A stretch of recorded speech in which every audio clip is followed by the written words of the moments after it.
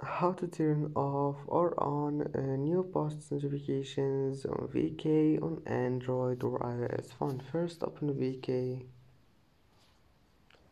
and then go to hub and now just three lines here and then go to settings, scroll down until you find here is it, notifications, click on it, then scroll down and here you will find that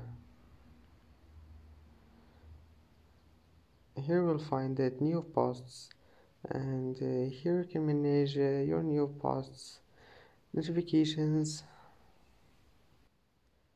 And that's it for today's video. If you like this video, please don't forget to like and don't forget to subscribe, and thank you for watching this video until the end, and see you in the next video.